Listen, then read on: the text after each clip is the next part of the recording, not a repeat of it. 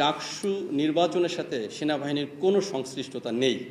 আমরা এর আগেও সংবাদ মাধ্যমে আইএসপিআর মাধ্যমে জানিয়েছি, স্পষ্টভাবে বলে দিয়েছি এই ডাকসু নির্বাচনের সাথে আমাদের কোনো সংশ্লিষ্টতা নেই।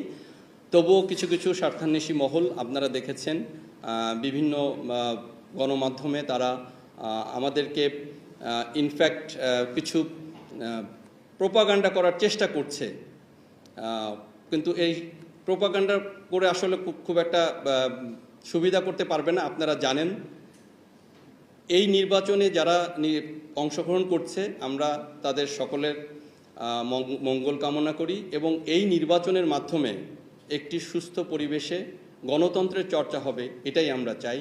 এবং এই নির্বাচনের মাধ্যমে সুস্থ পরিবেশে যে নির্বাচনের চর্চা হোক, এটা আমাদের সকলের আশা। ইলেকশন কমিশন আমরা জেনেছি যে সেনাবাহিনীকে সম্পৃক্ত করা হবে। এখন পর্যন্ত ইলেকশন কমিশন থেকে আমরা কোনো ফর্মাল কোনো নির্দেশনা পাইনি, বাট আমাদের মধ্যে একটা প্রস্তুতি অবশ্যই রয়েছে।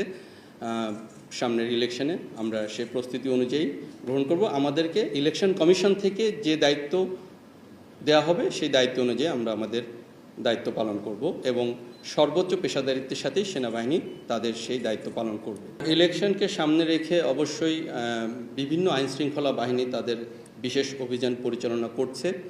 যে হারানো অস্ত্র ছিল আপনারা দেখেছেন, আমরা আমাদের ব্রিফিংয়ে কভার করেছি। অলমোস্ট মোর দ্যান 80% হারানো অস্ত্র উদ্ধার করা হয়েছে। এখনও যে 20% অস্ত্র বাইরে আছে সেগুলোর জন্য অভিযান চলমান আছে। আমরা আশা করছি যত দ্রুত সম্ভব এগুলো উদ্ধার করলে আমাদের অবশ্যই ইলেকশনকে একটি সুস্থ, নিরপেক্ষ এবং গ্রহণযোগ্য ইলেকশন করতে এটা সহায়তা করবে।